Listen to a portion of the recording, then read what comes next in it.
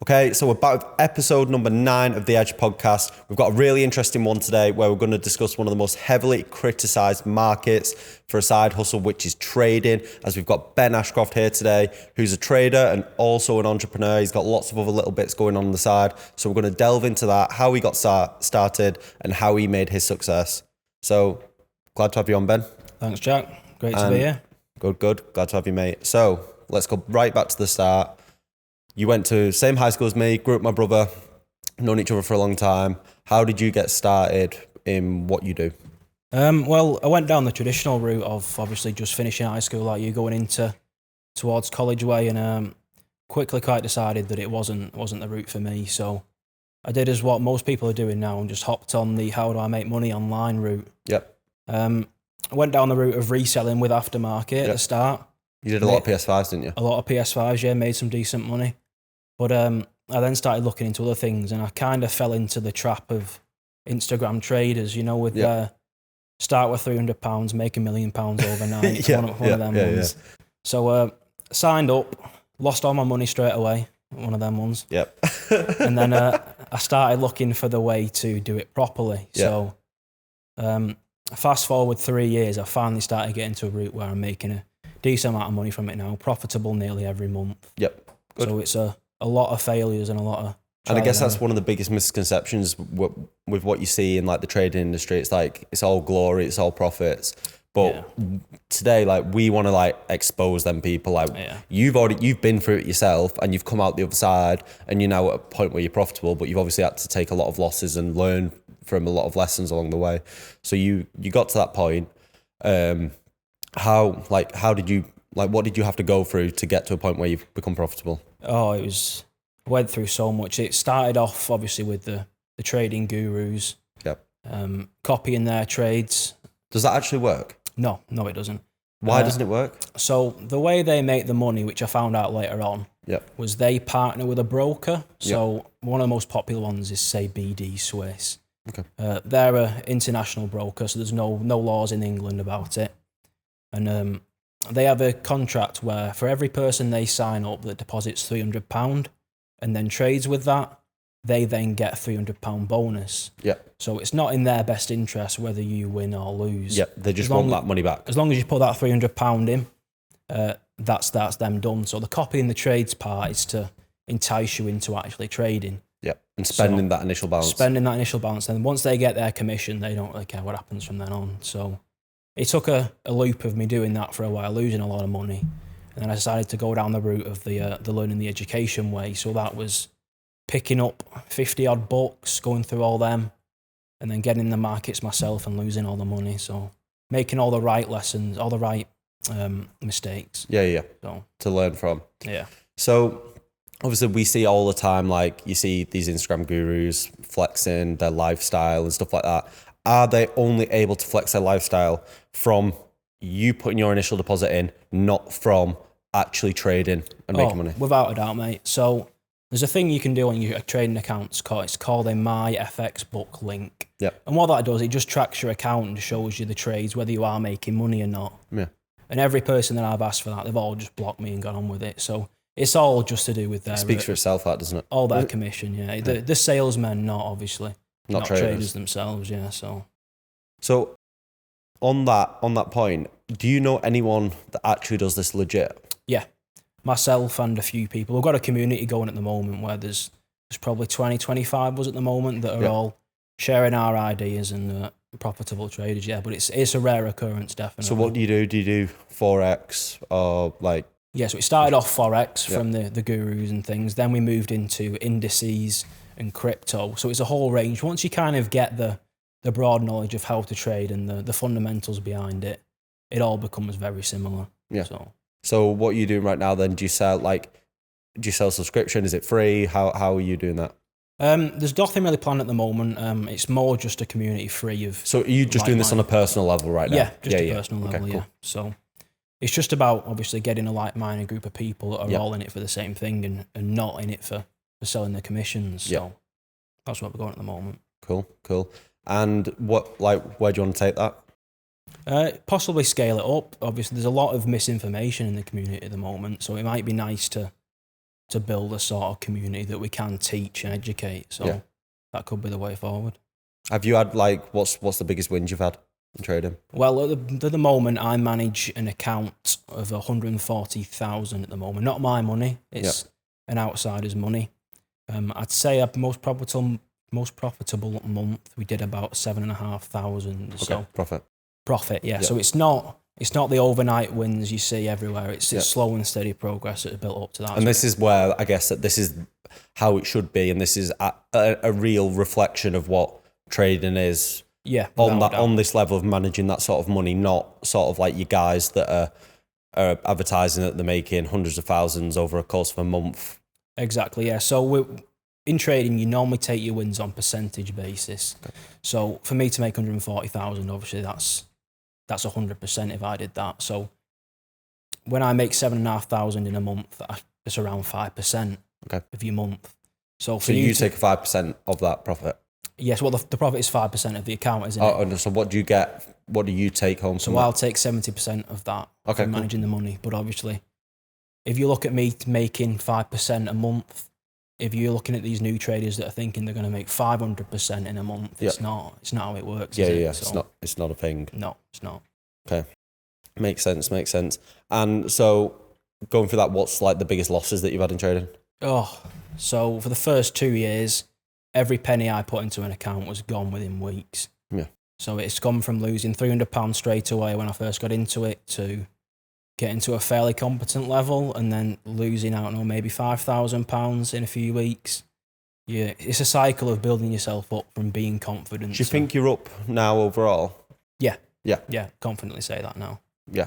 But it's just because I was making all them wrong losses with no proper guidance coming into it, you see. So do you think there is a lack of guidance in this market of like accurate information? Like, is there somewhere where you've been able to go to and like, say like Aftermarket, everything's in one hub, reselling wise, we have everything there that they need.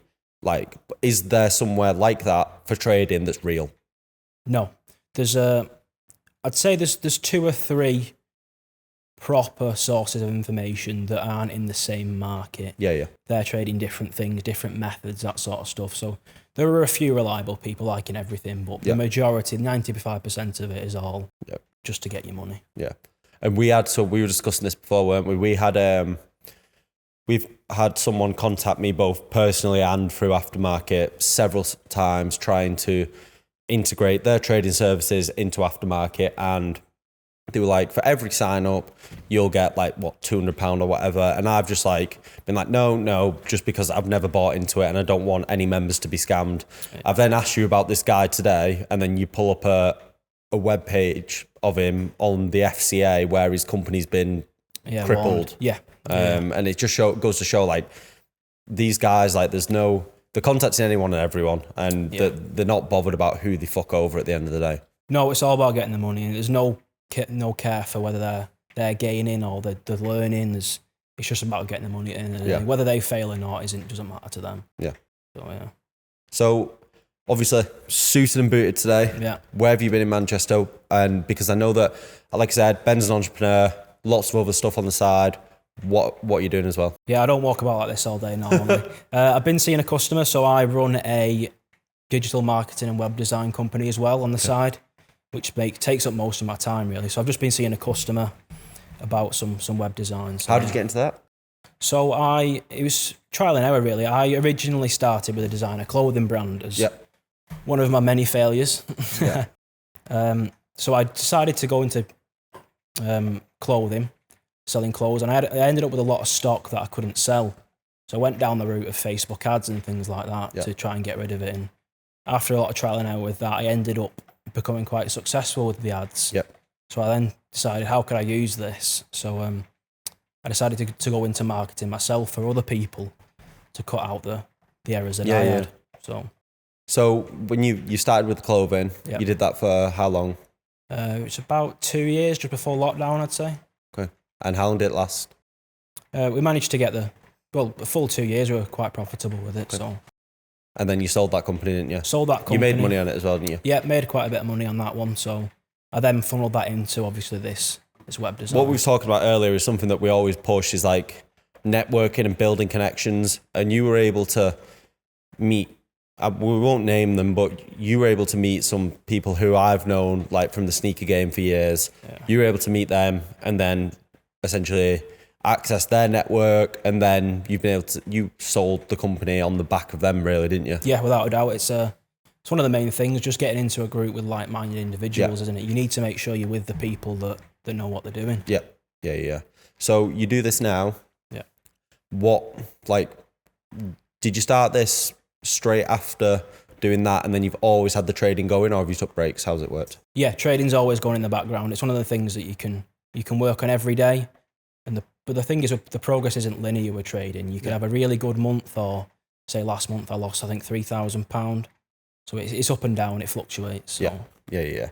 So with the the ads and stuff that you're running, how did you get started? Like, I know you mentioned that, but building a business and sort of growing that business, how did you start to get your first clients? How have you gone about doing that? So there's a range of ways you can do it. It's all about building your online presence, isn't it? As you know yourselves. So it started off with LinkedIn. That's a fantastic platform at the moment to get your customers on. And then it's just going down all the different platforms, YouTube Shorts, TikTok, Facebook. Yep. It's just, when you're starting, it's a lot of outbound, a lot of no's, a lot of go-aways. How do you deal with that, though? You just got to see it as a numbers game, don't you? For every 100 people you contact, there might be 5 that say yes. So you just got to take the odds. Yeah. And so we were discussing earlier, so just to give everyone like a bit of clarity and transparency around like the sort of money you can earn in this game. Yeah. Like, obviously the client stays unnamed. Yeah. But what was the deal that you signed earlier, and give us how long that will take you to execute? So I closed a client earlier today from an engineering firm, and that was about a £2,000, and obviously with £100 a month maintenance plan. Yeah. So with that, I will spend a few hours obviously designing the website, copywriting it, doing some SEO, all stuff that can be learnt fairly easily. Yeah. So if I hammer it down, it could take approximately 8 hours to get the website fully up and running. Yeah. So 8 hours, and then how long on for a maintenance fee? It could be anything from a monthly blog post to changing some things, some opening hours. So it could be, I don't know, an hour or two a month for that, for the £100. Okay. And so if you work that out, £2,000, 8 hours of work, what's that like? It's 230 odd pound a month. No, what's it work out on an hourly rate? About 230 odd pound an hour, I'd say. 250 quid an hour that works out at. Yeah. And again, this is something that it's already been encapsulated that this is a side hustle. That is 8 hours of work, which is spread out over how long? So how long do you have to do that?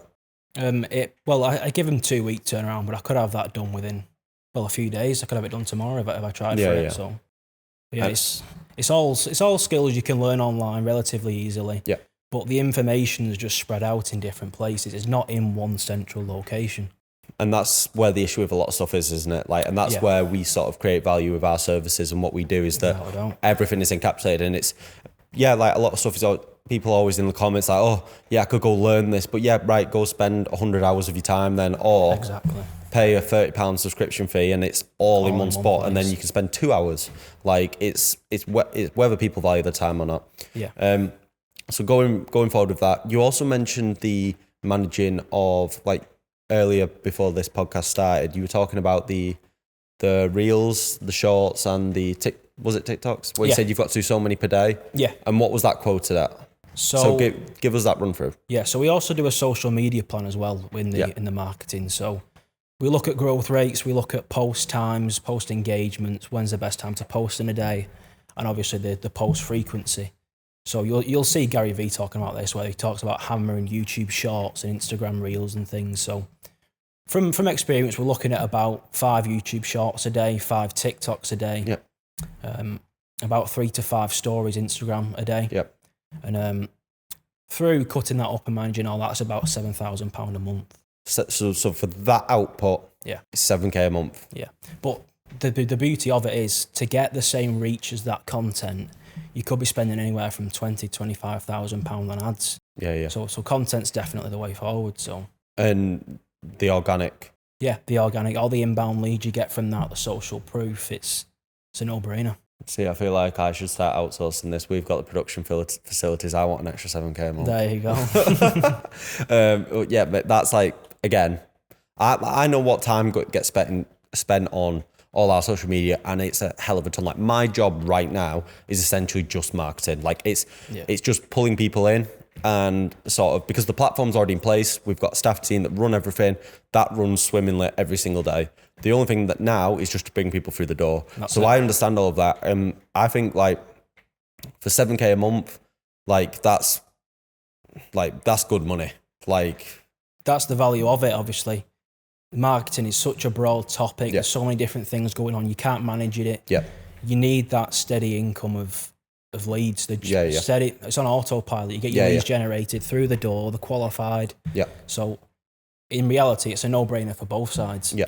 So what are you, like, obviously you're doing this as well. So let's say have you secured that deal for the 7K? Yeah. Right. So you've done, let's say, 9K's worth of business. Yeah. In how long? Proof. The actual... When did you sign the 7K deal? That was about a week ago. So let's say in 2 weeks, you've done 9K's worth of business. Yeah. And this is still a side hustle. It is. And it's something that we haven't explored in Aftermarket, but it's something that I'm going to be very open to integrating, because after having a conversation with Ben, and we sort of have worked out a plan and what we believe, how it could offer value to the customer. Like, people are like, who might be like, oh, reselling's drying up, blah, blah, blah. Yeah, but that doesn't mean side hustle's drying up. Exactly. There's always another side hustle. And that if that means that we add something that's not reselling, but it's still educational and enables you to make an extra 10K a month, like, that's a no-brainer for me. Why say like, no? Yeah, exactly. So I think that's something that I'm very open to doing, and we're going to have some more discussions on it, but that's exciting news for all members. And if you're watching, you've definitely just got a sneak preview of what's to come. So on that, where are you taking that, and are you planning on scaling it? Are you going to hire more people to work for you? What do you want to do? That's the thing with this sort of line of work. It's so infinitely scalable to the point where it could either be a teenager in the bedroom doing a few hours, doing some copywriting, or doing obviously some web design. Yep. And then it can then lead into full-time, where you spend all your hours on it on the week.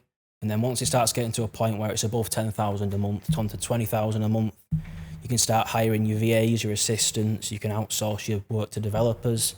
And it can become to a point where you don't do any of the work, you're simply just an outsourcer. So it's the possibility is endless on it, really. So. And you were talking to me earlier about, like, the ways that you can find people just to, like, cold outreach for small businesses that maybe you run us through business owners. How did you describe them to me? Like, age, all that sort of stuff. Right. So as one little free tip of value, you can download, it's an add-on software for LinkedIn. It's called LinkedIn Sales Navigator. Yep. You get a 3-month trial, so you don't even have to spend anything. Yep. But it can be £80 a month. And what that does, it's a search engine where you can put in your variables and search what you want. So if I wanted to look for barbershop owners in Liverpool, you'd simply type in the variables, managing director or owner, founder, barbershop, and you search the area to Liverpool, and then search away, you'll get the list of every single... All of them come up. Yeah, on LinkedIn. And then you said as well, so most business owners are 30, 40, 50. Yeah. And probably don't appreciate the importance of websites and stuff like that. Yeah, exactly. There's they think of websites as it's a bit foreign to them. They don't really get involved with it. They don't know the benefits of it. And you can tell from obviously previous testimonials just how much traffic it brings. And something as simple as putting your business on Google Maps. Yep. The leads they'll generate from that will be worth their while to know to at least entertain the phone call with you. Without a doubt, yeah. So with yourself, what do you want to do with it? How do you want to grow this business? So obviously the first step is to build mine up as well. Yeah. But there's not much education out there on it either. Yeah. So it's definitely something we can look at as a side hustle, get it started straight away. I can provide all the training, etc. And it's something you can learn in your spare hours. Yeah. I started learning it possibly in my in my lunch break at work. I was just Googling how to do copywriting. And this is it. Like, it's like, there's always, again, like Marcus said it, and I'll echo Marcus, like, if you say you've not got time, you're a liar. Exactly. Because you're doing it on your lunch break. You're doing it when you get home from work. Like, you're doing, like, because you worked full time as well, didn't you? Yeah. Yeah. So you used to work full time. Did you start your trading while she was working full time? Started trading and web design at the same time. Right. So with the working full time and learning trading and web design, it just comes down to how much you want it. Exactly. And fair enough, if and I've said this before, if you are someone in a 9-to-5 and you are happy to take that basic salary every single month, I am jealous of you, because I can't be that like that. That's just not me as a person. Like, I always want to be doing something more, earning more money, growing, delivering more value to people and having a positive impact. Like, I think that your case right there shows that it is possible. Yeah, humans have a innate need for building, don't they? They have to grow and build something meaningful, and it can be something as simple as starting a web design company or going down the trading route or reselling shoes. It's anything. I think we get a lot of value just from seeing, like, well, I know I do it at least, like, if I'd buy something at one price, sell it at another, or do something just from my knowledge and then get paid for it, it was like, oh bloody hell, like, I can actually make something of this. And you keep building it up, building, and then before you know it, you've got like a sizable company sat in front of you, and you don't really know how it happened. It just did. Yeah. And it's just through the hours of trial and error, isn't it? But I know you yourself, you went to university, didn't you? Yeah. How much was it for a term? I think it's, I don't know, is it not, I think it's $9,000 a year, so it's like $3,000 a term if it's 3 terms. I can't remember. So you're paying £9,000 a term to have all your info bundled up in one place. Yep. Exactly. Similar to where Aftermarket is what, £30 a month, and it's all bundled into the same place? Yeah, exactly. And do you know what as well? People probably don't look at it like that, where like universities are doing the exact same as us, just bundling information. Like, this is where like Elon Musk says, like, you can just learn everything from the internet now. And it's so true, but you're going to have to spend a lot of time doing it. But universities are doing the exact same. They're just bundling it up into a course. And then, because the university is a business, like, everyone forgets that. Like, this is not like a state education system where they don't make money. They're profitable businesses, like, and they only exist to make money. Exactly. People forget that. Yeah. Did you go to uni? I didn't. Why not?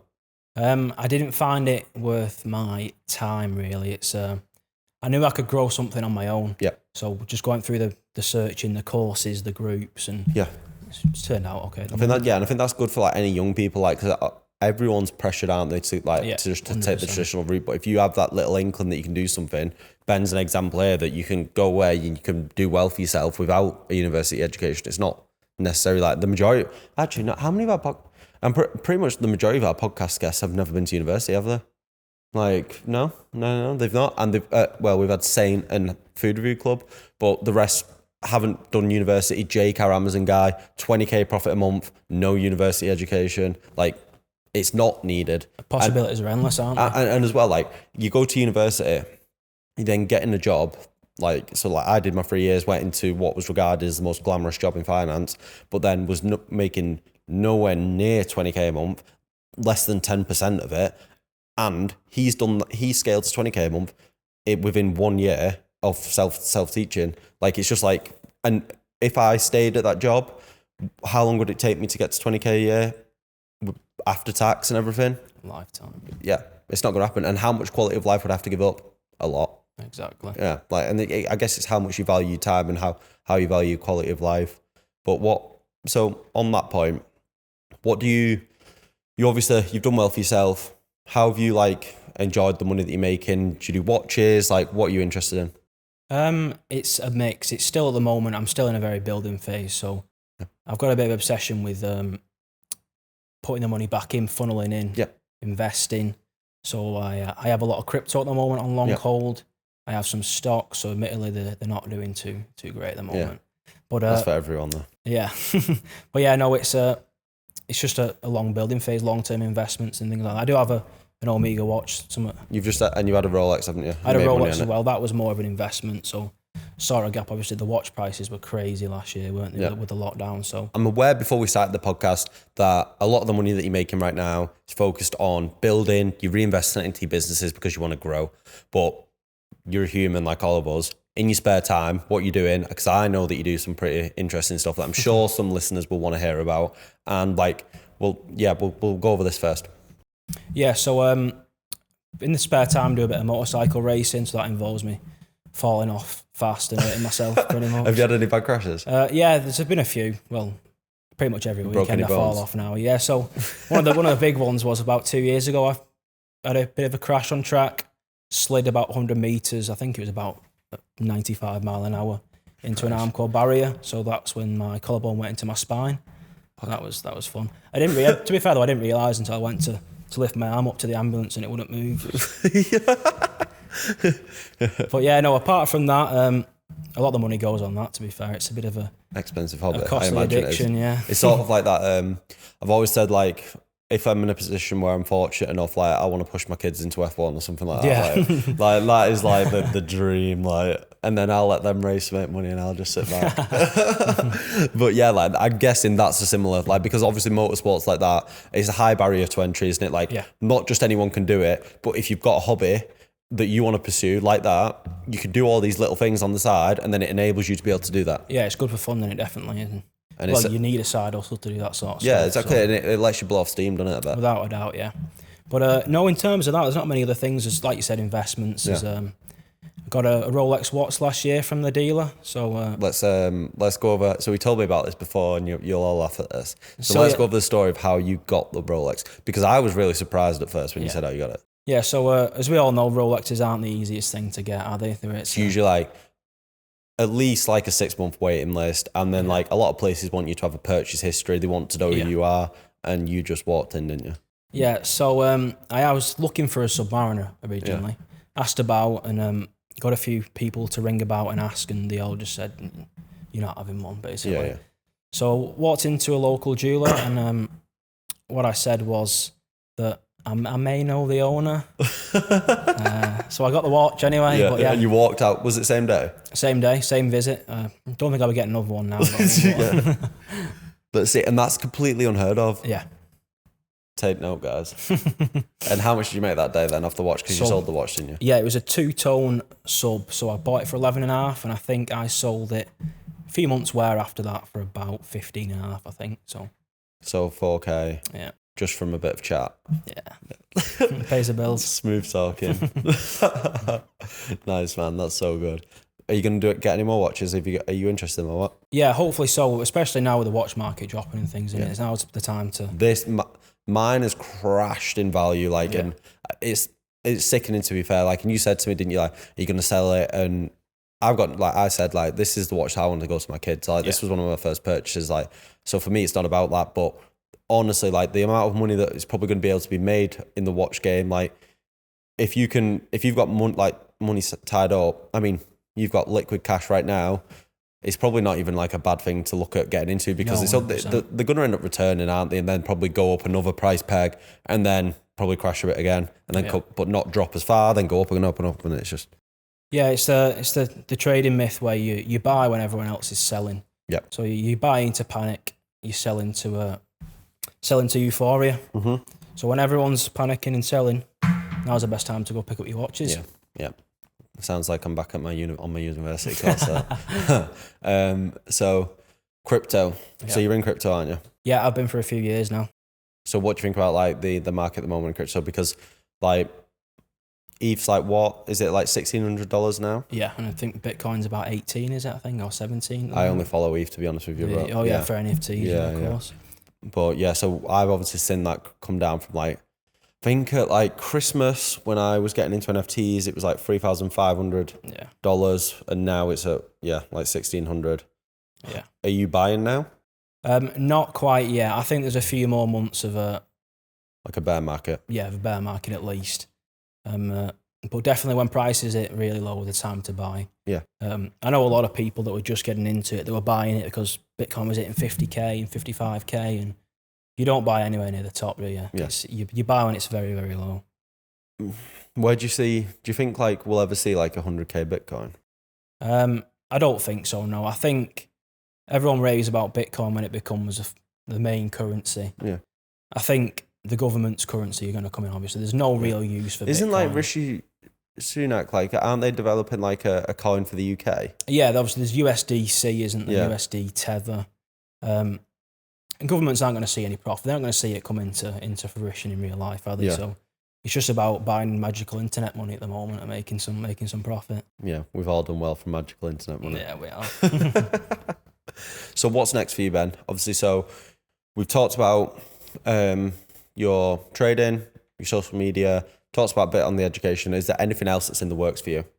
Not at the moment. That takes up a great deal of my time, I think. So the one thing I do definitely want to hammer down on and emphasise is the education side of things, and because there's so much possibility out there for design and marketing and things that can be taught as just a side hustle. Yeah, and it's just like, I feel that, again, it's sort of being able to bring value to people and save people so much time not have them have to go through what you've been through. Because that's the thing, and that was sort of like the thing with me, where with like aftermarket and reselling, like when I've been through it all, like Jake with Amazon, he'd been through all the ups and downs. You've been through all the ups and downs of this. It then all comes to naturally you thinking, right, I want to educate people now because we can save people so much time and I can then monetize it. And even if you're being greedy, there's only so many shoes you can sell in a day. Yeah, there's only so many websites I can make and so many companies I can market. May as well profit off it together, haven't we? So. Yeah, exactly.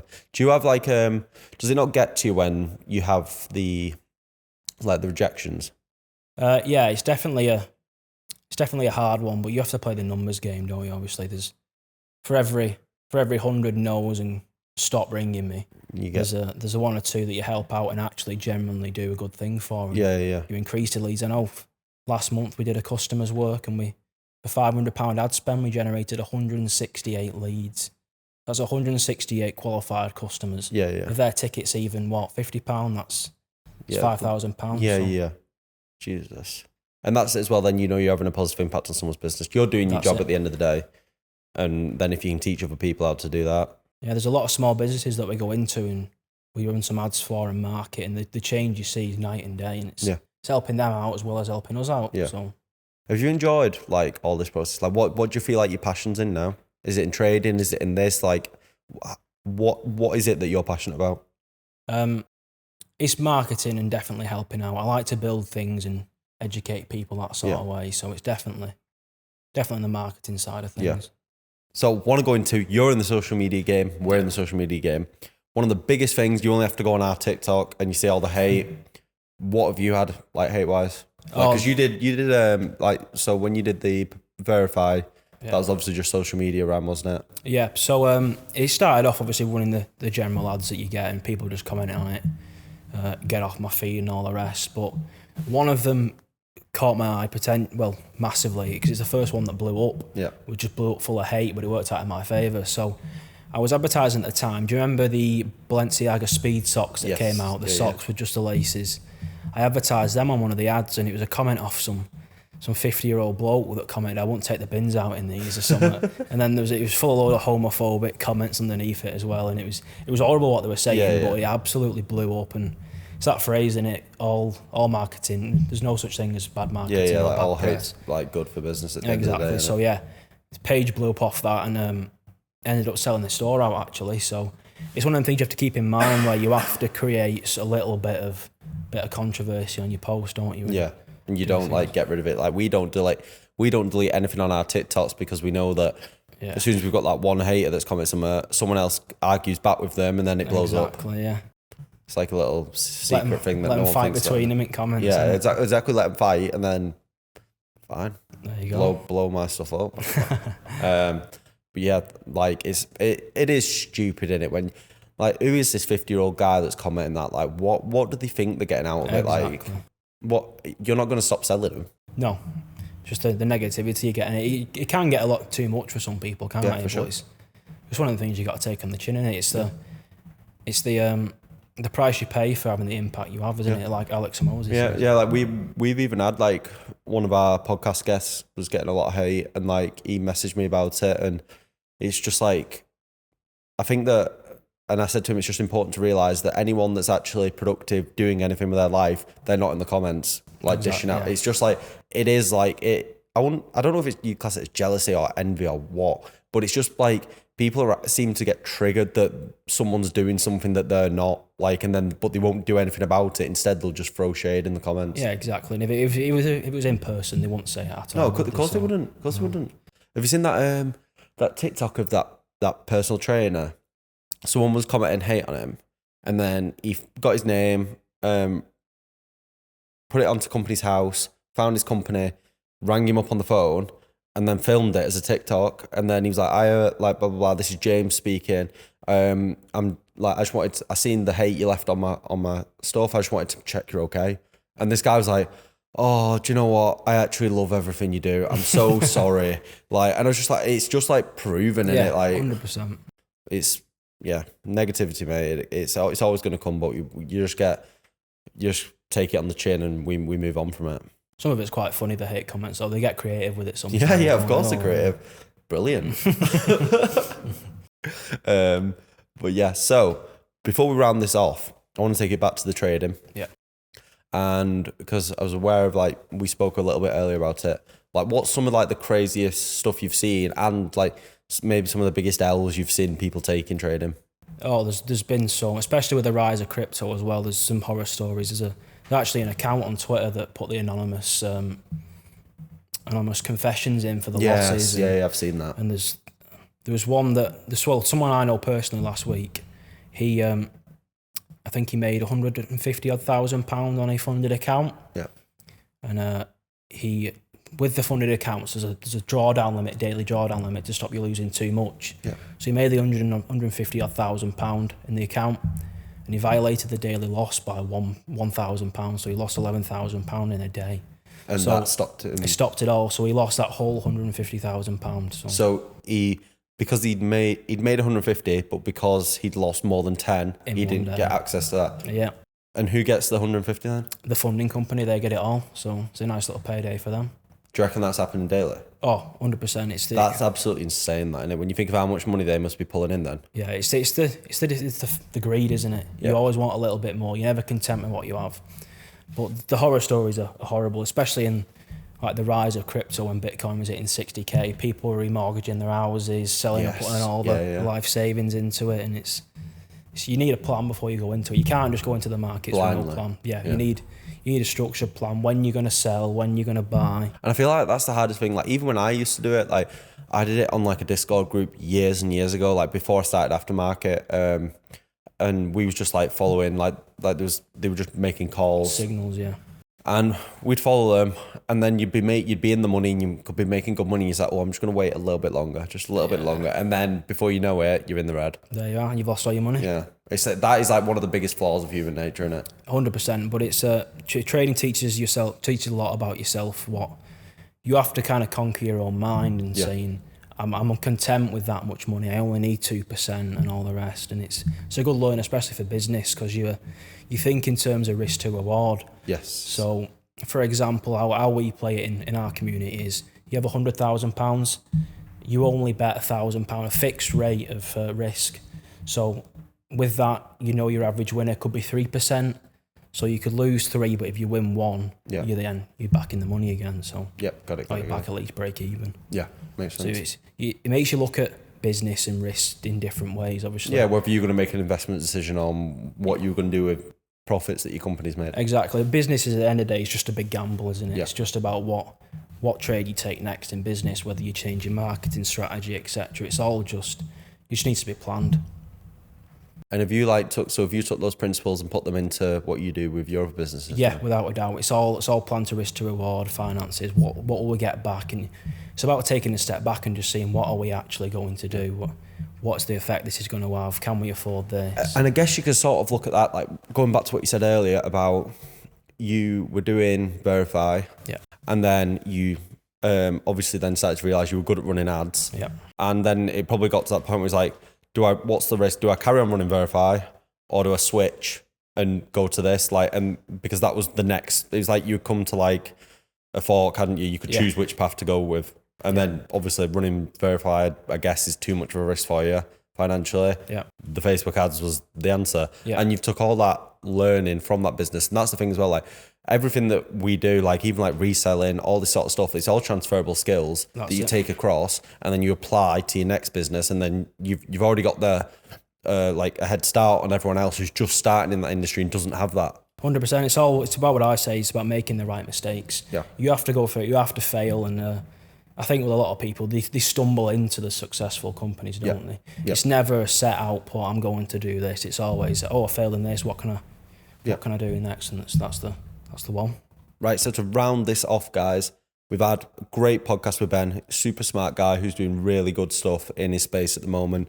And we are really excited to see if there's any of it that we can integrate into Aftermarket. So it would be really good to look back on this maybe in 6 months' time, see if we've done anything, and we can hopefully come back to this podcast with hundreds of member testimonials that have been able to benefit from any services that we can implement through like your like social media, all that copywriting, website design, all that sort of stuff. See if any more side hustles have been taken up and adopted by Aftermarket members. So yeah, it'll be good to see if that comes to fruition, but we'll round that off there, guys. Thanks for tuning in. We've got 2 podcasts coming up. We've got 4 more lined up. The next 2 in particular, they're going to blow your socks off. Make sure you tune in. Thanks for watching, guys.